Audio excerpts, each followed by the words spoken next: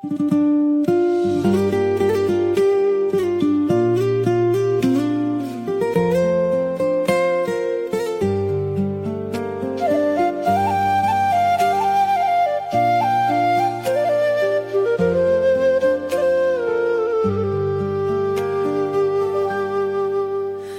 បជាតិនេះ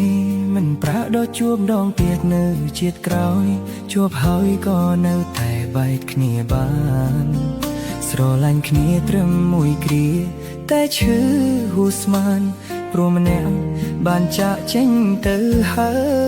យពេលគ្មានស្ងួន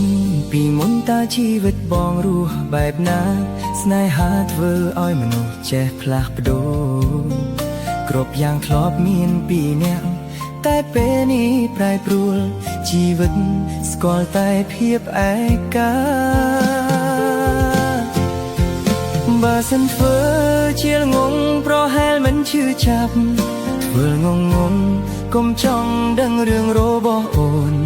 ប្រហែលយើងមិនបែកគ្នាសល់នឹងទឹកភ្នែកផងព្រមឲ្យអូនក៏ហៅថាគ្មានអ្នកផ្សេងបើសិនធ្វើជាល្ងងទុកឲ្យអូនមានគេក៏ថ្ងៃនេះ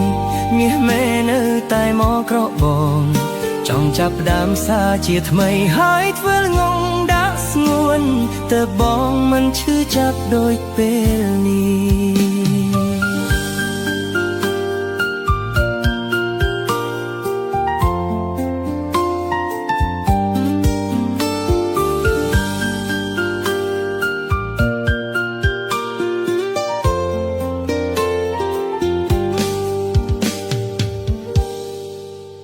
ជួបជាតិនេះ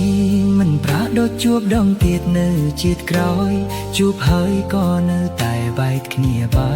នស្រឡាញ់គ្នាត្រឹមមួយគ្រាតែឈឺហួស្មានព្រមអ្នកបានចាកចេញទៅហើយ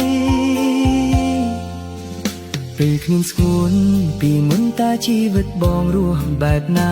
ស្នេហាធ្វើឲ្យមនុស្សចេះផ្លាស់ប្ដូរគ្រប់យ៉ាងធ្លាប់មានពីរនាក់តែពេលនេះប្រែប្រួលជីវិតស្គាល់តែភាពឯកាបើសិនធ្វើជាល្ងងប្រហែលមិនឈឺចាប់ធ្វើងងគង់ចង់ដឹងរឿងរបស់អូន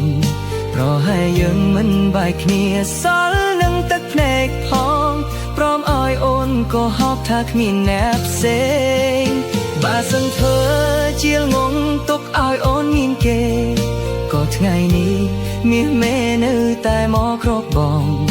ចង់ចាប់ដាំងសារជាថ្មីហើយធ្វើល្ងងដាក់ស្ងួនទើបបងមិនឈឺចាប់ដូចពេលនេះបើសិនធ្វើជាល្ងងប្រហែលមិនឈឺចាប់ធ្វើល្ងងកុំចង់ដឹងរឿងរបស់អូនប្រហែលយើងមិនបែកគ្នាសល់នឹងទឹកភ្នែកផងព្រមឲ្យអូនក៏ហៅថាគ្មានអ្នកផ្សេងបើសិនធ្វើជាល្ងងទុកឲ្យអូនមានគេក៏ថ្ងៃនេះ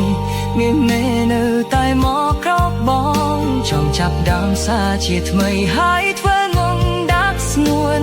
ទើបបងមិនឈឺចាប់ដូចពេលនេះ